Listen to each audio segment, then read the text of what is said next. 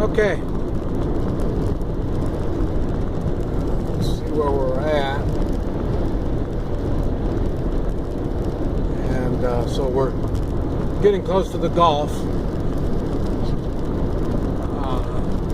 Looks like the rain's starting now too. Thought I was going to mention, see, with the overcast, this is why you need the compass. With the overcast like this, it's hard to tell which direction you're going and all this kind of stuff. So that's why I've got 3 compasses that I carry with me when I travel, and so that's why it's an important thing to have.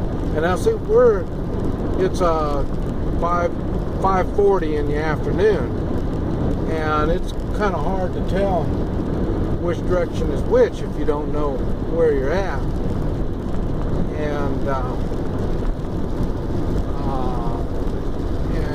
more than likely, if you're traveling and you're having difficulties, it's probably because you don't know where you're at. So it's good to have a compass. And like I say, now I've got the GPS here. That helps me kind of, at least, I still ask directions, but all that's doing is verifying what I think I know. So, I thought I'd mention that. And I say that we're through the mountains now, and it's starting to get down. You see there's foothills, and I say as we get closer to the Gulf, then it'll be more, it flattens out a whole lot more. And matter of fact, we're coming, when we get down to the Gulf, we're going to be in the area where the hurricane came through here. I think it was last year. I came through here last year. Was it last year? Yeah, last year. And I didn't even see anything from the hurricane. And that's because it was in the lowlands, mainly sugar cane. So that's why there wasn't any damage or nothing. So, but anyway, I thought I'd mention that to you. And I also mentioned earlier that when I first crossed the Mexican border, I got 7,000 pesos. And you should always, and I mentioned it to you, you should always have some extra money up there. And that's in case you have an accident. Literally, you get in a car accident, you bump somebody, you hit somebody, even if you hit somebody and you don't kill them, but you hit somebody, you might want to just give them some money and brush them off a little bit, make sure they're okay, and give them some money and get them on their way. And that's the way things are handled down here. But if you don't have any money, then it's time to call the cops. In other words, you get in a car wreck, you just bump into somebody, and you don't have any money, well then you call the cops. And so that's why I thought it was odd, because I never call the cops, and I couldn't figure out what's going on. One time I saw somebody, 2 cars, and the police came. And I asked them, well, what's going on? How come they got the police? Because nobody wants to get involved with the police. And what happened is, like I say, whoever caused the accident didn't have any money. And so somebody broke your car, well, you're not going to let them just go away without paying. So that was the reason why they called the cops. You didn't have any money, so you call the cops. Let the cops handle it. And it won't be a good thing, but that's why they do that.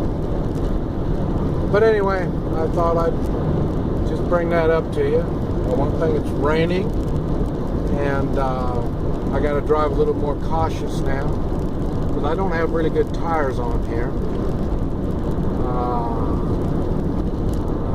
I came down last time, my tires were bad, but I had steering problems, and I knew I was going to ruin my tire, so I didn't want to buy new tires,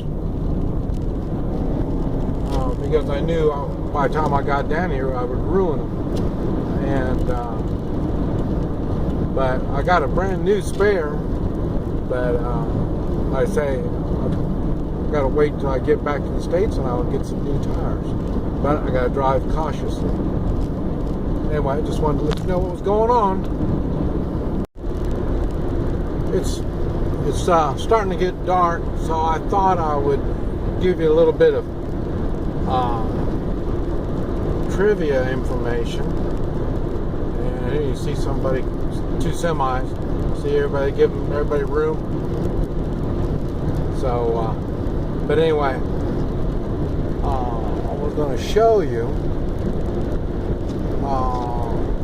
We crossed over. You can see it right there. Is that's what I crossed over right there, and it looks like it's going to be about 200 miles. That's the in Mexico where it gets real skinny.